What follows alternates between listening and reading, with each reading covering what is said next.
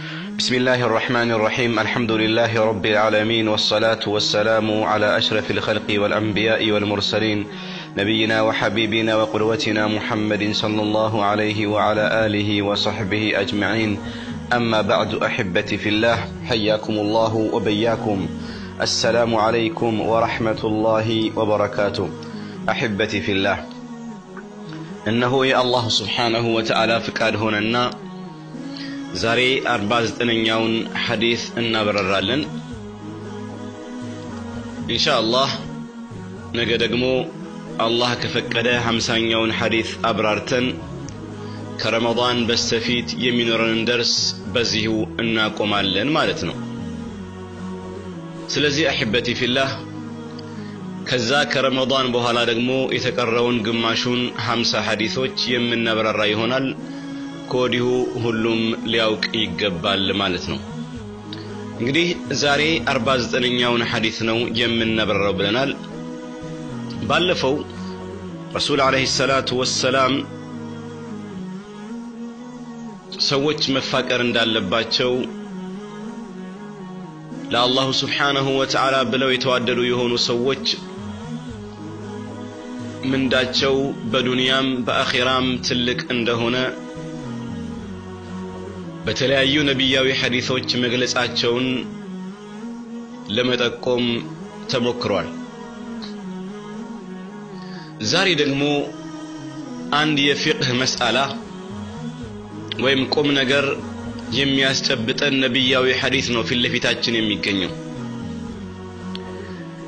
በዚህ ሐዲስ ረሱል አለይሂ ሰላቱ ወሰላም የሚያስተላልፉልን ቁም ነገር አንድ ሰው መስጂድ ውስጥ ያለ የሆነ እንደሆነና ወይም መስጂድ ውስጥ የገባ የሆነ እንደሆነና ሲገባ ኢቃም እየተደረገ ቢሆን ያ ሰውዬ ሱና አምልጦኛል ብሎ ወይም እንዳያመልጠኝ ብሎ ኢቃም እየተባለ ሱና ሶላት መጀመር ይችላል ወይ? እንደዚሁ ደግሞ እሱስ እየሰገደ ሱና እየሰገደ ሳለ ኢቃም ቢደረግስ ምንድነው ማድረግ ያለበት? እነዚህንና እነዚህን መሰል ቁም ነገሮችን ምላሽ የሚሰጥ ነብያዊ ሐዲስ ነው። አቢ ሁረይራ ረዲየላሁ ዐንሁ አርዳህ ሲናገሩ أن رسول الله صلى الله عليه وسلم قال ይላሉ። ረሱል አለይሂ ሰላቱ ወሰላም እንዲህ ብለዋል ብለው ይናገሩ። ምን አሉ? إذا أقيمت الصلاة ለሶላት ኢቃም የተደረገ የሆነ እንደሆነ ለሶላት ኢቃም የተደረገ የሆነ እንደሆነ فلا صلاة إلا المكتوبة ይሃ ኢቃም የተደረገለት ሶላት ዋጅብ ሶላት ነው የሚሆነው። ዙህር ሊሆን ይችላል፣ አስር ሊሆን ይችላል፣ ፈጅር ሊሆን ይችላል፣ ኢማ المغرب او العشاء ሊሆን ይችላል። ከዛ ሶላት ውጪ ሌላ ሶላት የለም። ለምሳሌ ሰውየው ዙህር ሊሰግድ ወደ መስጂድ ገባ፣ ሙአዚኑ ኢቃም እያለ ነው ወይም ኢቃም አለ። የዚህን ወቅት የሚሰገደው ሶላት ያ የዙህር ሶላት ብቻ ነው። ሰውየው ገብቶ ሱና ሰግዳለሁኝ ብሎ አላሁ አክበር ቢል አይሆንም። ይሄ ሐዲስ የሚያስተምረን ምንድነው? اذا اقيمت الصلاه ለሶላት ኢቃም የተደረገ ይሆነ እንደሆነ فلا صلاه الا المكتوبه ግድ የሆነችው ሶላት እንጂ ሌላ ሶላት የለም። ምን ማለት ነው? ሰውየው መስጂድ ሲገባ ወይም መስጂድ ውስጥ ሳለ ሙአዚኑ ኢቃም ማድረግ የጀመረ የሆነ እንደሆነ ሌላው ቀርቶ እንኳን ሱና የሚሰግድ ሰው ካለ ሱናውን ትቶ ወደ ፈርዱ መቀላቀል አለበት። ያ ሱና ሶላት ተህይተል መስጂድ ሊሆን ይችላል ወይ ደግሞ ቀብልያ ራቲብ የሆነ ሱና ሊሆን ይችላል። ማንኛውም ሶላት ያንን ሶላት አቁሞ ወደ ፈርዱ ሶላት መዘጋጀት አለበት ነው። ኢቃም ከተባለ በኋላ ሌላን ሶላት የሱና ሶላትን መጀመር ፈጽሞ አይፈቀድለትም። ለምን ከተባለ ዋጅብ ፈርድ የሆነ ሶላት የበለጠ አሳሳቢና የበለጠ ግድ ነውና። እንግዲህ የሐዲሱ የዚህ ሐዲስ ግልጽ የሆነው ማብራሪያ ይሄ ነው ነገር ግን አንዳንድ ፉቃሃዎች ምን አሉ ሰውየው ሱና ሰላት ጀምሮ የሆነ እንደሆነ ቀለል አድርጎ ቶሎ ቶሎ ሰላቱን ሰግዶ መጨረስ አለበት አሉ ለዚህ መረጃ አምጡ ሲባሉ ምን አሉ አላህ Subhanahu Wa Ta'ala በቁርአኑ ምን ብሏል ሱረቱ ሙሐመድ ላይ ያ አዩሃ الذين آمنوا اطيعوا الله واطيعوا الرسول ولا تبطلوا اعمالكم እናንተ ሙእሚናኖች ሆይ አላህና መልእክተኛውን ታዘዙ ስራችሁንም አታበላሹ ለአላህ Subhanahu Wa Ta'ala ولا تبطلوا اعمالكم ስራዎቻችሁን አታበላሹ ለአላህ ስለዚህ ሰላት እየሰገድን ነው ሰላት ስራ ነው መቁረጣችን ስራችንን ማበላሸት ነውና ማበላሸት የለብንም ነገር ግን ኢብኑ ባዝ ረህመቱላሂ ዐለይሂ ሲናገሩ ምን ይላሉ ይሄ ቁርአን አንቀጽ ይላሉ ለዚህ መረጃ አይሆንም ይላሉ ለምን ከተባለ ይሄ ቁርአን አንቀጽ ولا تبطلوا اعمالكم ያለው ካመናችሁ በኋላ ወደ ክህደት በመሄድ ሙእሚን ከሆነ በኋላ ወደ ኩፍር በመሄድ ቀደም ሲል የሰራዋችሁን ስራ አታበላሹ ሁሉም ስራ ባጢል ይሆንባችኋል ይበላሹባችኋል ማለት ነውና የተፈለገው እዚህ ጋር ይሄ ነው እንጂ ሰላታችሁን አትቁረጡ የሚለውን ምን ማዕና ያስይዘንም ያ እንኳን ቢሆን አሉ ይሄ ቁርአን አንቀጽ ዓም ነው ብዙ ነገሮችን ያካተነው አሻሚ ነው ነገር ግን ሐዲሱ ደግሞ ግልጽ ሆኖ ነው የመጣው ነገሮችን አብራርቶ ነው የመጣው ስለዚህ ያኛው ኻስ የሆነው ዓም ከሆነው ይቀድማል ብለው ይናገራሉ ለማንኛውም አንድ ሰው መስጂድ በሚገባበት ጊዜ ኢቃም የተባለ የሆነ እንደሆነ ያ ሰውዬ ለሱና ሶላት ኢህራም ማድረግ ወይም ደግሞ ሱና ሶላት መጀመር የለበት ነገር ግን ሰውየው ልክ ገባ አላሁ አክበር ብሎ ገና ሲጀምር ወይም ሰላቱን እንደጀመረ ኢቃም ተባለ የመጀመሪያው ረክዓ ላይ ከሆነ ሰላቱን ትቶ ወደ ፈርዱ መግባት አለበት አሉ ሱናውን ትቶ ነገር ግን ለምሳሌ ሁለተኛ ረክዓ ላይ ነው ሩኩዕ ወረደ ሁለተኛ ረክዓ ላይ ኢቃም መባል ተጀመረ ይሄ ሰውዬ ሰላቱን አብዛኛውን ክፍል ሞልቶታል አሉ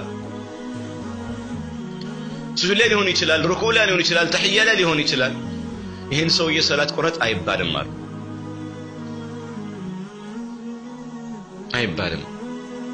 ስለዚህ ይሄ ሰውያውን የአንድ ሰላት አቀል የሚባለው ትንሽ የሚባለው ሰላት አንድ ረክዓ ነው የዊትር ሰላት ላይ ለምሳሌ አንድ ረክዓ አለ ከአንድ ረክዓ ደግሞ ለምሳሌ ፋቲሃን ቀርቶ ሩኩዕ ወርዷል ወይም ሱጁድ ወርዷል ወይም ተህያ ላይ ነው እንግዲህ ኦሬዲ ጨርሷል ሰላቱን ማለት ነው ጥቂትን እንጂ አልቀረው ስለዚህ ይሄ ሰውዬ ሰላቱን መሙላቱ ልካውን መስጂድ ገባ ሰላት ጀመረ አንደኛውን ረክዓ ጨረሰ ሁለተኛውን ጀመረና ፋቲሃ ቀርቶ ሩኩዕ ወረደ ወይ ፋቲሃ ቀርቶ ጨረሰ እንበል ሁለተኛ ረክዓ ነው አሙመን ይሄ ሰውዬ ኢቃማ ላይ እዚህ ሰዓት ላይ አብዛኛውን የሰላቱን ክፍል ጨርሷል ስለዚህ ይሄን ሰውዬ ሰላትን ቁረጥ አንለውም ሰላቱን ቢሞላው ከዚህ ሐዲስ ጋር አይጋጭም ብለው ኢብኑ ባዝ ረህመቱላሂ ዐለይሂ ይናገራሉ ግልጽ ነው አህበቲ ፊላህ ስለዚህ ሰውዬው መስጂድ ውስጥ ገባ የመጀመሪያው ረክዓ ሰገደ ሁለተኛው ረክዓ ላይ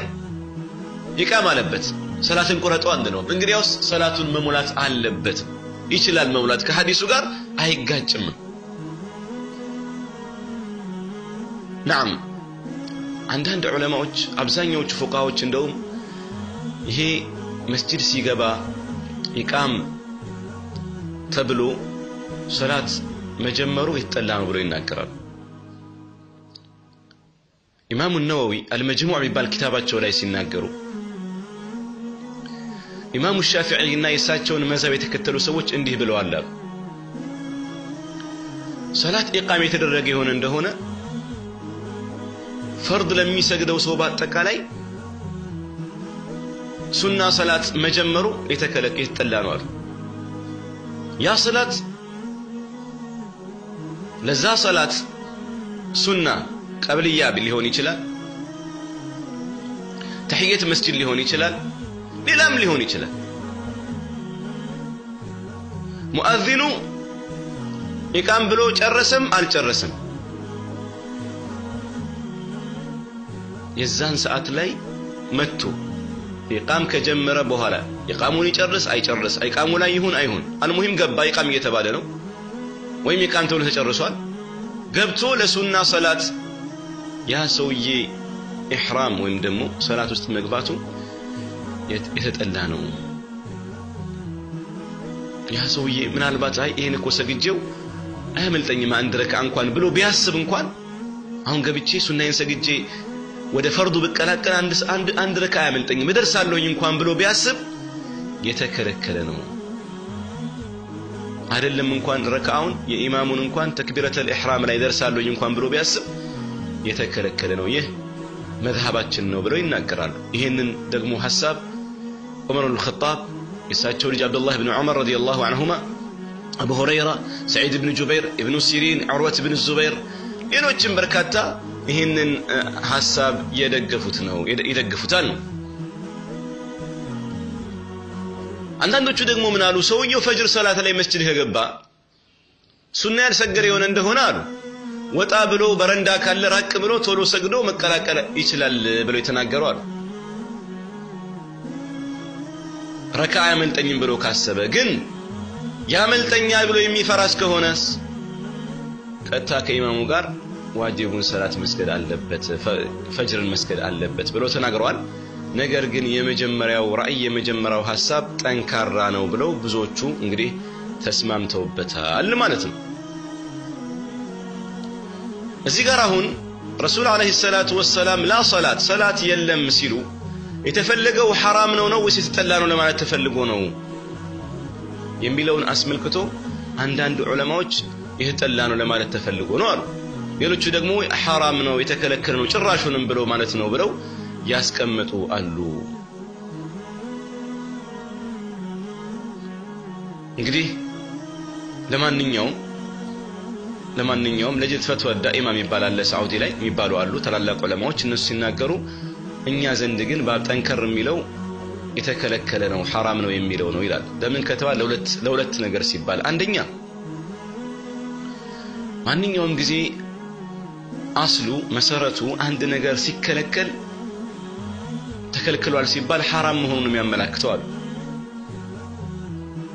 ان الاصل في النهي ان يكون للتحريم نهي ላይ ተከልከል ሲባል በመሰረቱ ብዙ ጊዜ ይፈልገው حرام ነው ያ ነገር ለማለት ተፈልጎ ነው حرام አይደለም መክሩህ ነው የሚል ግንዛቤ እንዲሰጥ ከተፈለገ ሌላ የሚደግፈው ይሄንን መልእክት ማስተላለፍ የሚችል ነገር መኖር አለበት እዚህ ደግሞ ከዚህ ውጪ ሌላ ማዕናን እንዲያስተላልፍ የሚያግዝና የሚደግፍ ነገር የለም ስለዚህ حرام የሚለው ጠንካራ ነው አሉ ሁለተኛ ደግሞ ላ ሰላተ ሲባል ማንኛውም ሰላት ማለት ተፈልጎ ነው ማንኛውም ረካሪ ያመልጠው ፈርቶ ይሁን አያመልጠኝም ብሎ ይሁን ምንም ማንኛውንም ሁሉንም ሰው የሚያስገባ ነው ሁሉም ኢቃም ከተባለ በኋላ በቃ የሚሰገድ ሰላትን በአጠቃላይ የሚያካትት ነው አሉ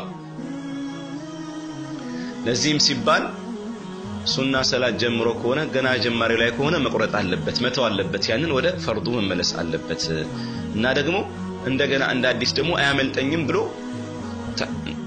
ሌላ ሱና ሰላት መጀመር የለበትም እሺ እንዴት ነው ሰላቱን የሚቆርጠው ለምሳሌ ሰውየው ገባ አላሁ አክበር ብሎ ገና ሲጀምር ኢቃም ተባለ እንዴት ነው ሰላቱን ታዲያ ከሰላት የሚወጣው እንዴት ነው አሉ ሲናገሩ ከፈለገ ሰላሙ አለይኩም ብሎ ተሰላምቶ ሰላቱን ያቋርጣል ካልሆነም ደግሞ ማንኛውም ሰላትን ሊያበላሽ የሚል እንቅስቃሴ ዝም ብሎ ከሄደም ከተወውም ሰላቱ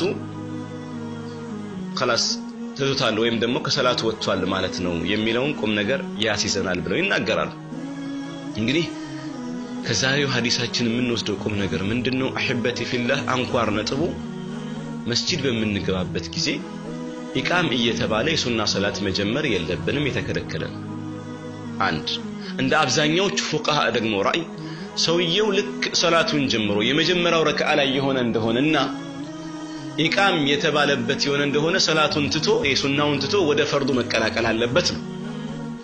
ሶስተኛውና ሌላውም ነገር ደግሞ ሰውየው ሱና ሰላት ጀመረ የመጀመሪያውን ረክዓ ከጨረሰ ሁለተኛውን ሲጀምር ወይም ከጀመረ በኋላ ኢቃም ተባለ። በዚህ ጊዜ ያ ሰው የሰላቱን አብዛኛውን ክፍል ስለሰገደው አቋርጠው አንለውም። ባያቋርጠው ችግር የለም። ሰላቱን መሙላቱ ፈጠን ብሎ ሞልቶ ወደ ፈርዱ መቀላቀል አለበት። አራተኛ ደግሞ ሰላቱን እንዴት ነው የሚወጣው? እንዴት ነው የሚጨርሰው? ኢቃም ተባለበት ልክ እንደጀመረ ወይስ ሰላሙ አለይኩም ብሎ ከሰላቱ ይጨርስና ይወጣል ማለት ነው? ሳይሞላው ማለት ነው ይተዋል ሰላቱን። አልያም ደግሞ ዝም ብሎ መተው ይችላል። ለምን ሰላሙ አለይኩም አላልክም አይባልም። እነዚህና እነዚህን የመሳሰሉ አንኳር ነጥቦችን ከዛሬው ደርሳችን መውሰድ እንችላለን። هذا والله أعلم. الله سبحانه وتعالى سمتو كم يتكموا باروتشو الله يدرجن. الله سبحانه وتعالى انقديه رمضان درسوال رمضان تقابيو بهنا ملكو سمو كأسات نساء أو تتشاتشوالو كالاتشو باروتشو الله يدرجن. نجا يوم القيامة دقمو بسومنيو اجبر كم يتروت باروتشو الله يمزقبن. هذا والله أعلم وصلى الله وسلم على نبينا محمد وعلى آله وصحبه وسلم. والسلام عليكم ورحمة الله وبركاته.